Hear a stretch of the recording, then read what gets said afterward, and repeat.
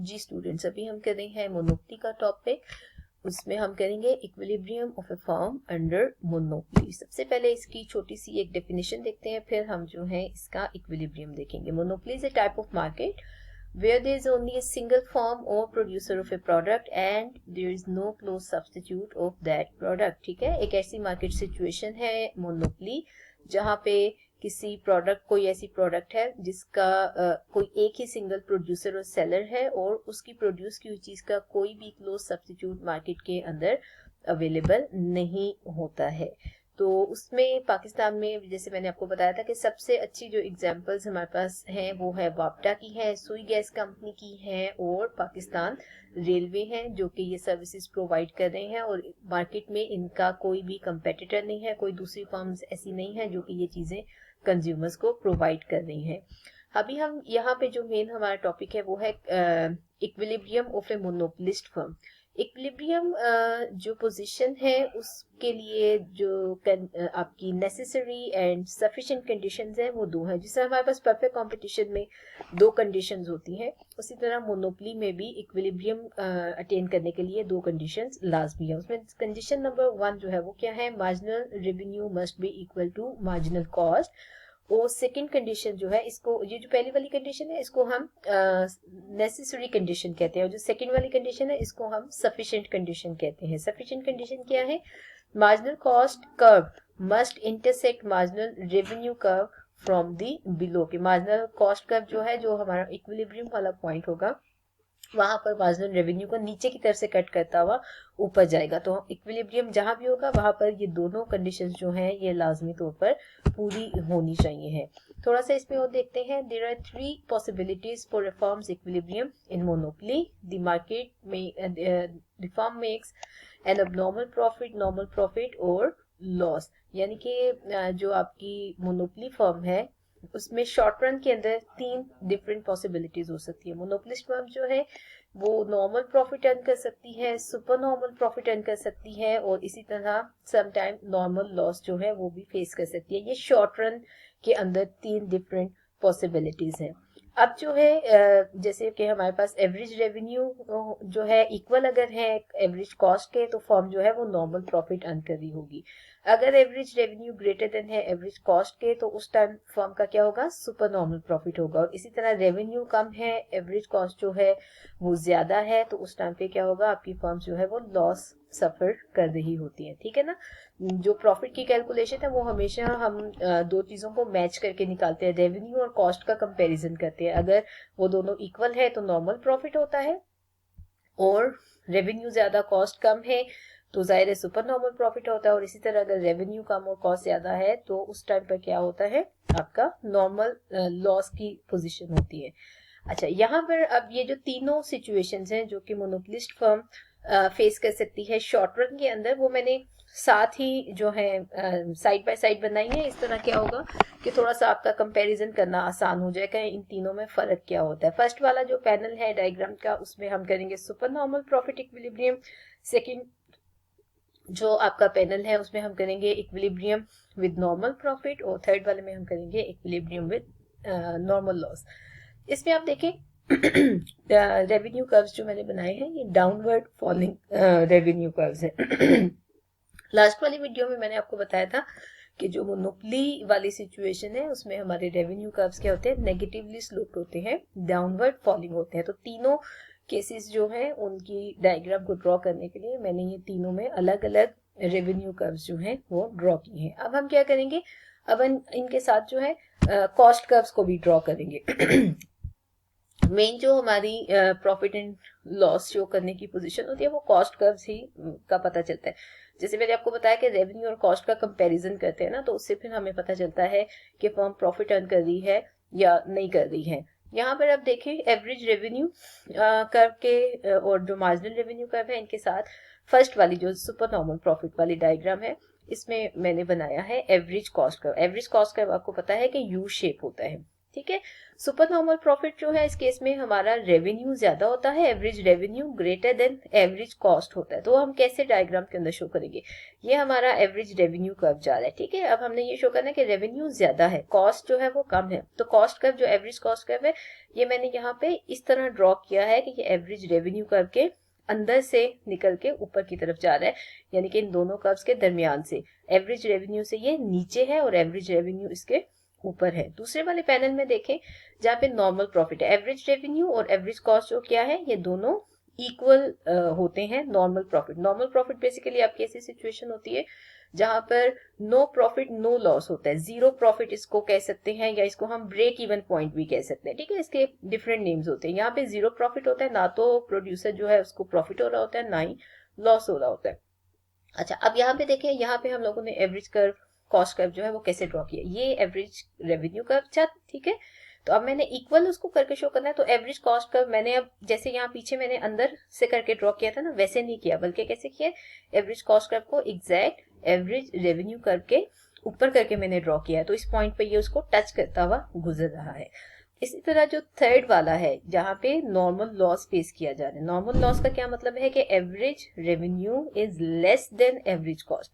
अब क्या शो कर रहे हैं कि रेवेन्यू कम है और कॉस्ट जो है वो ज्यादा है। तो ये देखें, ये रेवेन्यू कर्व जो है ये अब नीचे रह गया है और कॉस्ट कर्व जो है ना ये थोड़ा सा ऊपर करके बनाया है। इसमें शो करेंगे कि रेवेन्यू कम है और कॉस्ट जो है इससे ऊपर चली गई है, ठीक है ना। तो ये जो हमारा एवरेज कॉस्ट कर्व है बेसिकली इसकी पोजीशन जो है ना उसी को हम चेंज करके और फिर ये शो करते हैं कि प्रॉफिट जो है उसकी क्या सिचुएशन है। दोबारा से देख लें, यहाँ पे हमने एवरेज रेवेन्यू कर्व से इसको क्या करके बनाया, अंदर से करके ड्रॉ किया है। नॉर्मल प्रॉफिट के केस में हम क्या कहते हैं कि इसको एवरेज रेवेन्यू के एग्जैक्ट ऊपर रख के ड्रॉ करेंगे, और नॉर्मल लॉस के केस में क्या करेंगे, रेवेन्यू से थोड़ा सा ऊपर करके ड्रॉ करेंगे, ये शो करने के लिए कि कॉस्ट ज्यादा है और रेवेन्यू कम है। अब जो है हम इन सब डायग्राम्स में बारी बारी जो है सबके साथ बनाएंगे marginal cost curve. Marginal cost curve का आपको पता है कि हमेशा वो एवरेज कॉस्ट कर्व के नीचे से इधर से शुरू होता है और इसका मिनिमम जो पॉइंट है इसको कट करता हुआ ऊपर की तरफ चला जाता है। तो अब हम जो है इन तीनों डायग्राम्स में एडजस्ट करेंगे अपना मार्जिनल कॉस्ट कर्व। इधर देखें, ये देखें, यहाँ से बाहर से स्टार्ट करना है हमेशा। ये जो मार्जिनल रेवेन्यू कर्व है ना इसके बाहर से हम स्टार्ट करते हैं बनाना, यहाँ से इसकी थोड़ी सी यू शेप देके और इसको ये जो एवरेज कॉस्ट कर्व है इसके मिनिमम पॉइंट से कट करता हुआ ये ऊपर चला गया।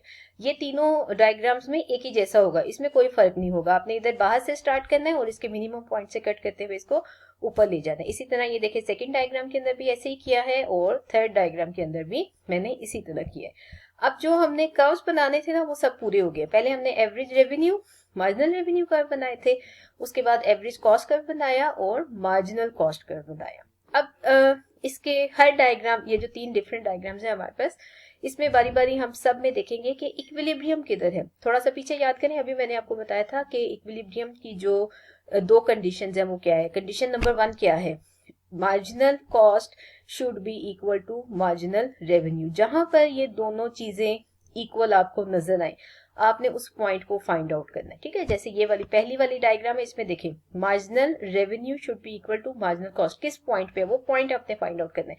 ये मार्जिनल रेवेन्यू कर्व जा रहा है और ये जो है ये हमारा मार्जिनल कॉस्ट कर्व है। तो यहाँ पर ये वाला जो पॉइंट है यहाँ पर ये दोनों चीजें क्या है, इक्वल है। तो इसको हम मार्क कर लेना है फौरन से आपने, और इसके साथ आपने ई लिख देना है, ठीक है, कि ये हमारा इक्विलिब्रियम पॉइंट है। इसी तरह इस डायग्राम के अंदर भी देखें ये इक्विलिब्रियम पॉइंट होगा जहां पे M C is equal to M R, और तीसरी वाली डायग्राम में थे यहाँ पे M C is equal to M R. इन पॉइंट्स को डॉट लगा के और इसके साथ हम कैपिटल ई लिख देते हैं, जो कि ये शो करता है कि ये हमारा इक्विलिब्रियम पॉइंट है। जब हम इक्विलिब्रियम को फाइंड आउट करते हैं, ये देखें जैसे यहाँ पे ये इक्विलिब्रियम पॉइंट था, तो हम लोगों ने क्या किया, यहाँ पे मैंने पॉइंट लगाया और साथ में मैंने ई लिख लिया। उसके बाद हम क्या कहते हैं, जब हम इक्विलिब्रियम को फाइंड आउट कर लेते हैं तो फिर हमें सारी चीजें यहाँ से पता चलती हैं कि इक्विलिब्रियम के ऊपर कॉस्ट कितनी है, रेवेन्यू कितना है, टोटल आउटपुट कितना है। कैसे पता चलेगा, जो हमारा इक्विलिब्रियम पॉइंट है इससे हम परपेंडिकुलर ड्रॉ करते हैं सबसे पहले नीचे की तरफ एक्स एक्सिस की साइड पे, ठीक है। ये देखिए कि मैंने डॉटेड लाइन जो है इसको मैंने ड्रॉ किया है इक्विलिब्रियम से नीचे एक्स एक्सिस की तरफ। यहाँ से मुझे पता चल रहा है कि लेवल ऑफ आउटपुट क्या है आपके इक्विलिब्रियम पॉइंट के ऊपर, ये है OQ1। OQ1 जो है ये लेवल ऑफ आउटपुट है। फिर क्या करना है, इसी डॉटेड लाइन को फिर ऊपर की तरफ लेके जाते हैं, ऊपर की तरफ लेके जाते हैं, देखते हैं कि ये कॉस्ट कर्व को कहाँ पे टच करता है। एक हमारा ये पॉइंट बनेगा, यहाँ से हमें पता चलेगी कॉस्ट ऑफ प्रोडक्शन कितनी है। फिर मजीद इस लाइन को ऊपर की तरफ और लेके जाते हैं, यहाँ पे ये एवरेज रेवेन्यू कर्व को टच करता है। तो यहाँ से फिर हमें पता चलेगा कि एवरेज रेवेन्यू कितना है इस पॉइंट के ऊपर है। सारी डायग्राम्स में देखें, जो इक्विलिब्रियम वाला पॉइंट है उसे परपेंडिकुलर नीचे और ऊपर की तरफ ड्रॉ करके लेके जाते हैं, ठीक है ना। तो फिर अब हम देखते हैं कि क्या होता है। ये देखें, ये पॉइंट, ये वाली लाइन जो परपेंडिकुलर था, ये मैं ऊपर लेके गई थी। कॉस्ट कर्व को जहां पे टच किया इस डॉटेड लाइन ने, इसको मैं लेके गई वाई एक्सिस की साइड पे। ये मुझे पता चल रही है कि कॉस्ट ऑफ प्रोडक्शन कितनी है, ठीक है ना। ये एवरेज कॉस्ट कर्व के साथ जहां पे टच किया था, एवरेज कॉस्ट कितनी है, ओ सी, ये है एवरेज जो है ना, इसकी टोटल कॉस्ट बन जाती है। फिर इस परपेंडिकुलर को हम मजीद ऊपर लेके गए थे, यहाँ पर रेवेन्यू कर्व, ये जो हमारा एवरेज रेवेन्यू कर्व है, इसके साथ पॉइंट ए के ऊपर इसने टच किया। पॉइंट ए से भी परपेंडिकुलर लेके जाते हैं वाई एक्सिस की तरफ, तो ये हमें बताएगा रेवेन्यू, बताएगा रेवेन्यू कितना हो गया, ओ आर।